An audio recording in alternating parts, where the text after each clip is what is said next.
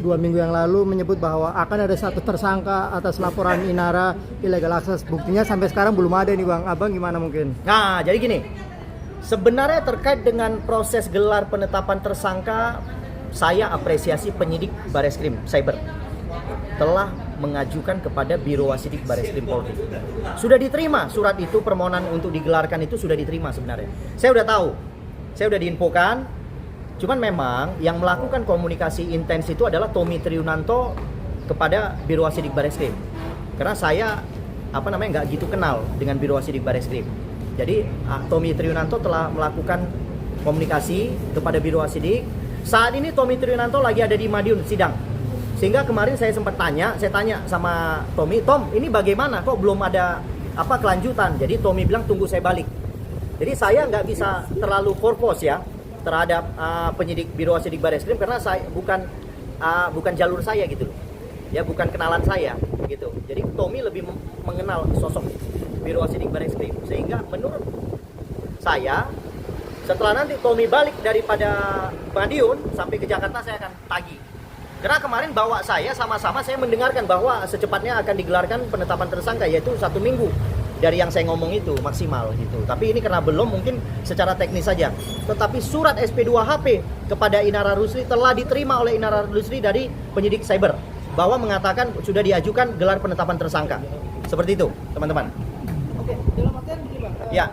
Bukan, ini hanya masalah teknis ya? Ya, teknis saja. Ini range gelarnya sudah, cuman jadwal gelarnya aja yang belum. Itu aja. Oh, tapi kalau untuk penetapannya sendiri sudah ada ya? Kan? Sudah. SP2HP-nya sudah dikirimkan kepada Inara. Inara juga udah forward kepada saya. Berapa banyak Pak? Coba ya, aku lihat ya.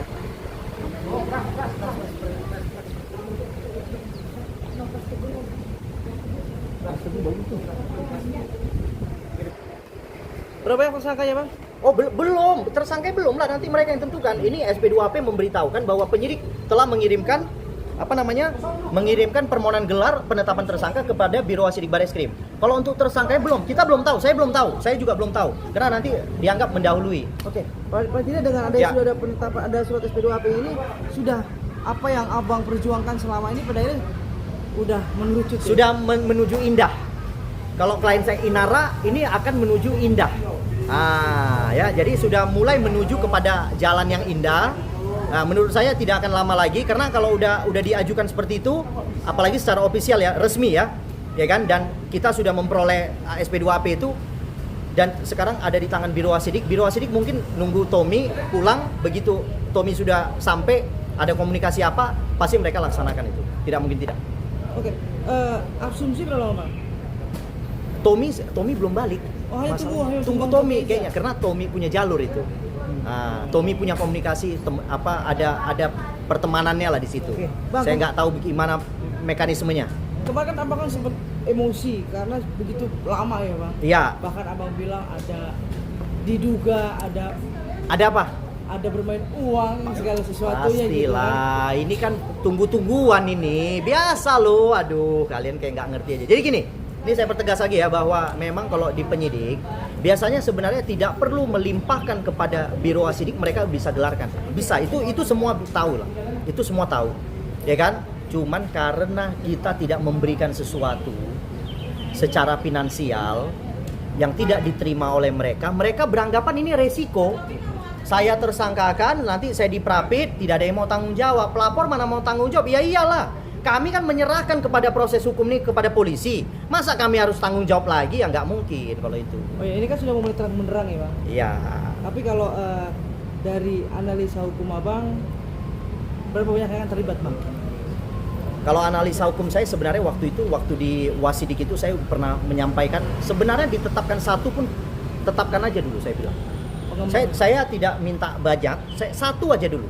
Kalau memang kalian bilang ada proses pencuriannya, ada proses tindak pidananya, kalian tetapkan dulu aja satu. Nanti saya akan menyampaikan kepada jaksa penuntut umum apabila satu ini sudah ditetapkan tersangka oleh Direktorat Cyber Bareskrim, maka saya akan minta petunjuk jaksa untuk menetapkan yang lainnya apabila terlibat. Jelas. Oke, Bang, ini kan Abang terlihat menggebu-gebu menginginkan laporan illegal access segera diproses dan ditetapkan tersangka. Ini banyak yang membaca ini adalah merupakan bentuk ketakutan keduluan laporan yang di Polda segera diproses yang dugaan persinahan. Enggak, jadi gini loh. Jadi gini, kami duluan lapor. Kami duluan naik penyidikan.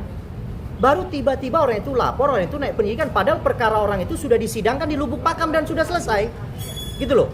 Ya kan, sudah selesai, sehingga menurut hemat saya itu harusnya perkara pidananya berhenti. Karena kenapa? Sudah berupa putusan perkara di Lubuk Pakam. Ya. Sudah berdasarkan berdasarkan putusan pengadilan di Lubuk Pakam menyatakan, karena dia kan si M itu melampirkan juga alat bukti bahwa seolah-olah ada perselingkuhan, makanya lah diputus cerai. Gitu loh. Masa satu alat bukti dipakai di 2 persidangan, bis ini idem dong. Tidak boleh satu perkara diperiksa 2 kali, nggak boleh. Ya, itu asasnya salah itu. Begitu. Jadi menurut saya itu sudah selesai. Sekarang tinggal kami yang menilai bahwa dalam peristiwa ini ada upaya pencurian yang dilakukan oleh seorang oknum yang kemudian mengakibatkan ada laporan polisi. Itu aja sebenarnya. Kami minta penyidik itu menilai prosesnya. Proses pencurian itu tolong dinilai, dicek memang ada tindak pidana, segera lakukan penegakan hukum gitu loh, ya.